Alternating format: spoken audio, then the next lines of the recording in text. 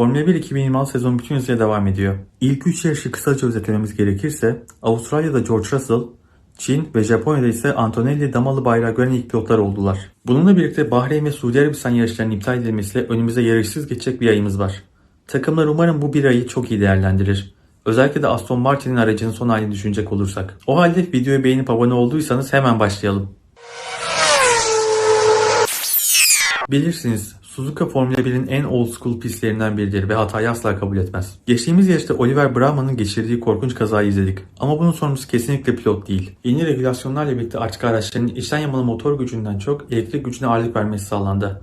Ve bu da kritik anlarda araçların bataryasının bitmesine sebep oluyor. Ekranda gördüğünüz Alpine ve Haas araçlarındaki hız farkı kazanın sebebini açıklamaya yetiyor.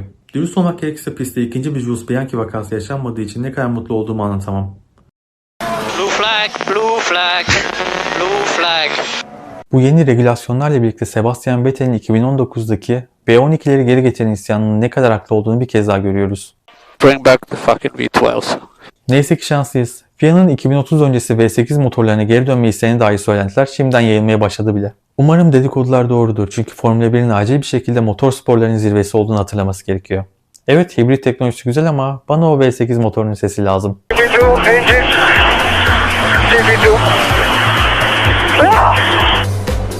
Grid'deki bir diğer dramada Fernando Alonso ve Aston Martin cephesinden. Bu sezon Adrian Newey ile birlikte büyük beklentileri vardı ama Honda motorlu araçları resmen dökülüyor. Japonya'da da gördüğümüz gibi sallanma ve propulsing problemleri düzelmek yerine daha da kötüye gitmiş gibi.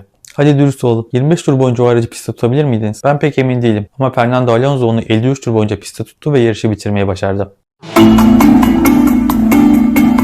Gelelim teknik tartışmaya. Mercedes'in kademeli bir şekilde açılıp kapanan ön kanadı. Mercedes'in ön kanadı yüksek hızlarda kademeli bir şekilde esneyerek hava direncini azaltıyor.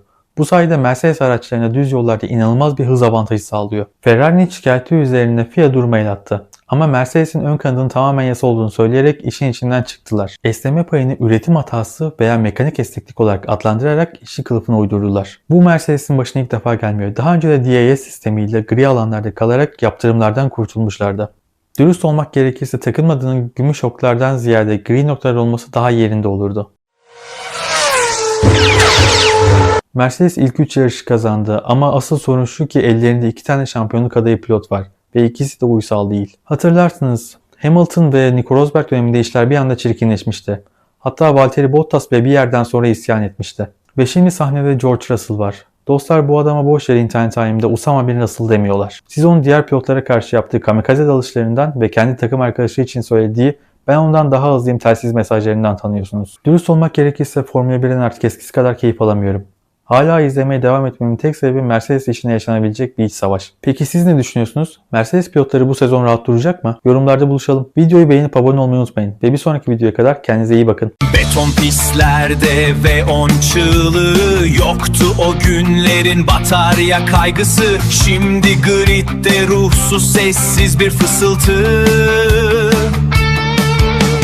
Vettel'in isyanıyla gelir o tok ses.